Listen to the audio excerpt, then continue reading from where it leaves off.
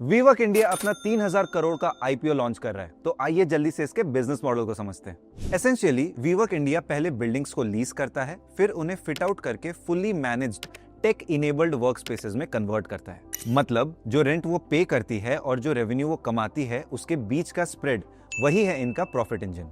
बात करें रेवेन्यू की, तो इसके सोर्सेज भी काफी डाइवर्सिफाइड हैं। मेंबरशिप फीस, डिजिटल प्रोडक्ट्स जैसे WeWork on demand, virtual office और एंसिलरी सर्विसेज जैसे space customization, parking, tech support. और सबसे बड़ी बात, उन्हें यूएस की तरह पूरे देश में नहीं फैलना, बस 6-7 टियर 1 सिटीज पर फोकस है जहां डिमांड स्टिकी है। क्लियरली इस मॉडल को इंडिया में ट्रैक्शन मिल रहा है।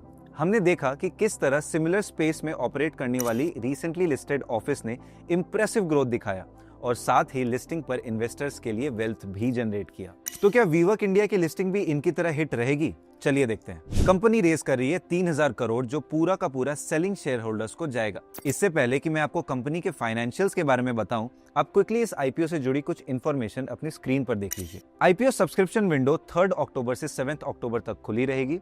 अलॉटमेंट 8 अक्टूबर और लिस्टिंग 10 अक्टूबर को होगी। Face value 10 rupees per equity share रहेगा और आईपीओ प्राइस बैंड इतने से इतना सेट किया गया है। फ्रेश इशू 0 है। ओएफएस अप्रोक्सीमेटली 3000 करोड़ रहेगा और आईपीओ लिस्टिंग बीएसई और एनएसई पर होगी। अब एक और टेबल देखते हैं जहां ये साफ हो जाता है कि टॉप लाइन ग्रोथ में वीवर्क इंडिया अपने दोनों पीयर्स के कंपैरिजन में पीछे है। प्लस फुल ईयर बेसिस पर यह कंपनी FY25 में ही प्रॉफिटेबल हुई है, वो भी एक अकाउंटिंग एडजस्टमेंट के वजह से। ऑपरेटिंग लेवल पर अभी भी ये लॉस मेकिंग कंपनी ही है। मोर ओवर ऑक्यूपेंसी रेट यानी कि टोटल अवेलेबल डेस्क्स में से कितने परसेंट एक्चुअली क्लाइंट्स ने लीज आउट या बुक किए हैं, इसमें भी वीवर्क इंडिया स्टैंड आउट नहीं है।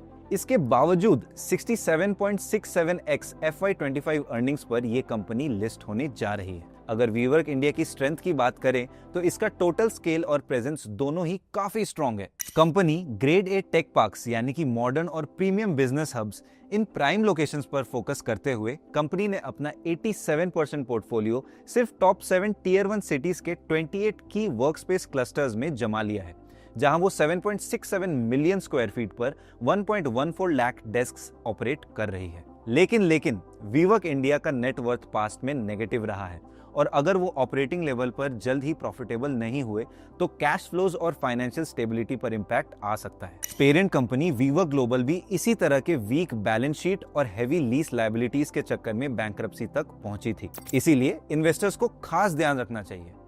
आज के लिए इतना ही, जल्द ही मिलते हैं, तब तक के लिए bye bye. Investments in securities market are subject to market risks. Read all the related documents carefully before investing.